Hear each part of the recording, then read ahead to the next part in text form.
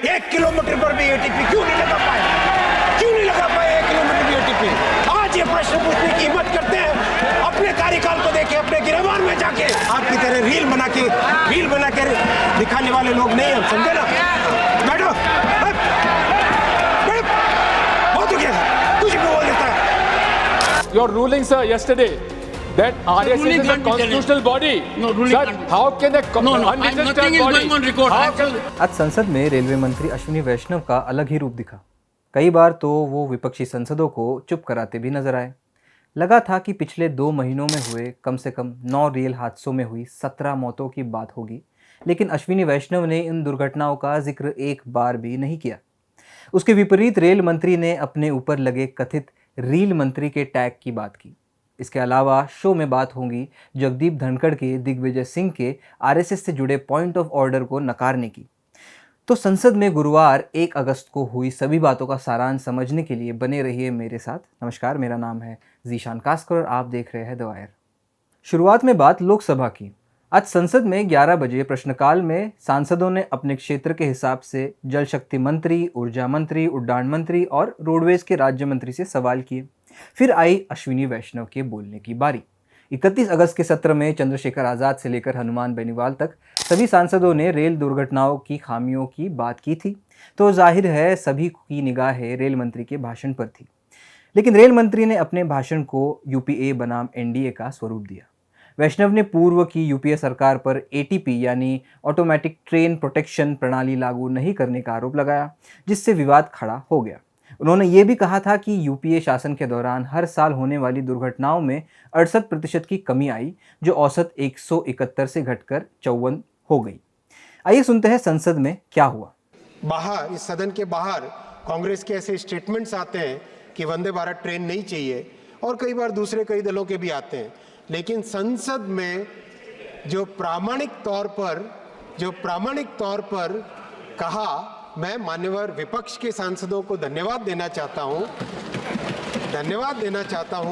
कि आपने प्रधानमंत्री श्री नरेंद्र मोदी जी के इस बहुत ही इम्पोर्टेंट इनोवेशन का और जो आत्मनिर्भर भारत की इस बड़ी ताकत का जो आपने एक्नॉलेजमेंट किया, उस एक्नॉलेजमेंट के लिए आपको धन्यवाद देना चाहता हूँ। रेलवे जैसी इम्पोर्टेंट सिस्टम को जो फोकस देना चाहिए, वो फोकस नहीं था और वो फोकस आज है। मोदी जी ने 2014 में जिम्मेदारी लेते ही सबसे पहले 2015 में ऑटोमेटिक ट्रेन प्रोटेक्शन सिस्टम को डेवलप करने का उन्होंने संकल्प लिया। 2016 में कवच के पहले ट्रायल्स हुए, इसका नाम तब टीकैस था। 1 किलोमीटर पर भी एटीपी क्यों नहीं लगा पाए? क्यों नहीं लगा पाए 1 किलोमीटर भी एटीपी? आज ये प्रश्न पूछने की हिम्मत करते हैं अपने कार्यकाल को देखे, अपने गिरफ्तार में जाके, अपने गिरफ्तार में पहले झांक के बताएं। इसी हाउस में ममता जी जब रेलवे मिनिस्टर थी, वो अपने एक्सीडेंट के नंबर बताती थी, 0.24 से 0.19 पे होने पर इतनी तालियां बजाते थे। आज 0.19 से 0.03 इंडेक्स होने पर आज इस तरह के आरोप लगाते हैं। क्या है ये बात? ऐसे देश चलेगा क्या माननीय अध्यक्ष जी? केवल रील बनाने वाले लोग नहीं, हम मेहनत करने वाले लोग हैं, काम करने वाले लोग हैं। आपकी तरह रील बना के दिखाने वाले लोग नहीं हम, समझे ना? बैठो, बहुत हो गया, कुछ भी बोल देता है। जैसे ही ये भाषण समाप्त हुआ, बेंगलुरु के सांसद तेजस्वी सूर्या का भाषण हुआ। उसके बाद कांग्रेस के किशनगंज के सांसद मोहम्मद जावेद का भाषण हुआ, जिसमें उन्होंने देश में शिक्षा के अधिकार पर बात की। उन्होंने मुस्लिम एजुकेशन को प्रमोट करने वाली स्कीमें बंद होने का मुद्दा उठाया। पिछले साल ही मौलाना आज़ाद नेशनल फेलोशिप को सरकार द्वारा बंद कर दिया गया था, उस पर भी मोहम्मद जावेद ने बात की। मेरी आपसे गुजारिश है कि जो स्कीम्स हैं, डिफरेंट स्कीम्स हैं माइनॉरिटीज के लिए, उसको चालू कीजिए। जो स्कॉलरशिप है उसको चालू कीजिए। एक आपने यूपीएससी के लिए दिया था, मुझे याद है 2020 में कुछ लोगों ने ये कहा कि भाई ये यूपीएससी जिहाद है। 4% मुस्लिम कैंडिडेट उसमें पास किए थे और आबादी हमारी 15% है, और आपने वो स्कीम बंद कर दिया। मैं चाहता हूं कि उसको चालू करें, क्योंकि उसके बाद क्या हुआ कि अगले साल वो 4% घट के 3.6% हुआ और उसके अगले साल वो घट के 3.1% हो गया। Sir, we also have as much intelligence as anybody else. We can contribute as much as anybody else in this country, and we have contributed. So इसीलिए I appeal to you, sir, that you should not discriminate. I know this government stands on discrimination. It stands of anti-Muslim, anti-SC, anti-Dalit, anti-student, anti-poor sentiments जगा के ये राज कर रही है. अगर हम मुस्लिम ना होते आपके हिंदुस्तान में तो बीजेपी का तो खाता ही नहीं खुलता. पास में एक मुल्क है, उसका नाम लिए मैं बताना चाहता हूं sir, 1 last minute. Foreign students में 13.25 Please, wind up your speech. 13.2 lakhs study abroad, and in India only 40,000 national from outside come here. ये बांग्लादेश की बात बहुत करते हैं.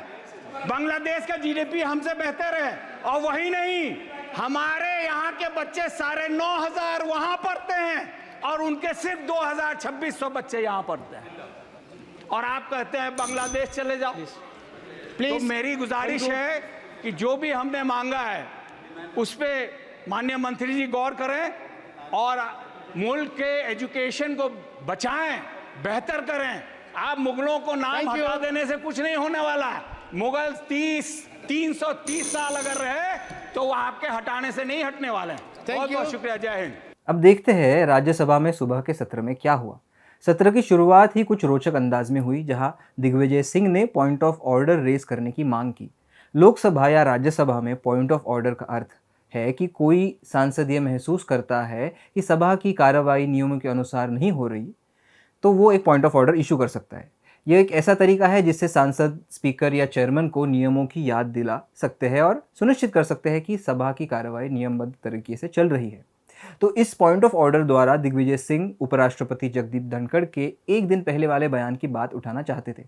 दरअसल समाजवादी पार्टी के रामजी लाल सुमन ने राज्यसभा में पूछा कि क्या सरकार ने एनटीए प्रमुख के चयन में आरएसएस से जुड़ाव को मानदंड बनाया है.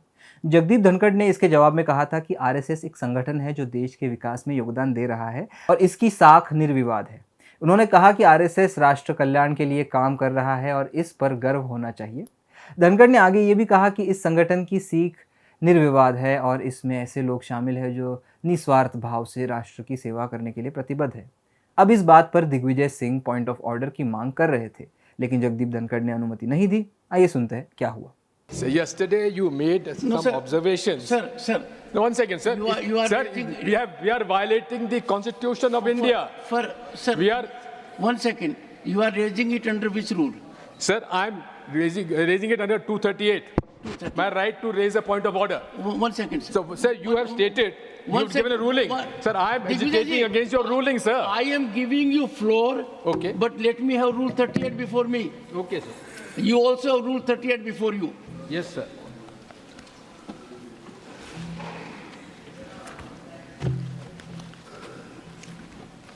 Yes, Digvijay ji. Sir, yesterday, Which part Digvijay Singh ji are you referring to? sir, my right to raise a point of order. That is there, sir. Yes. Your right to raise a point of order is there. Where, sir? But under Not only which that, rule sir. are you raising, sir? Sir, on the basis of this, your ruling, sir, yesterday, that RSS ruling is a can't be constitutional body. No, ruling sir, can't be. how can a No, unregistered nothing is body? going on record. How can, Nothing is going on record.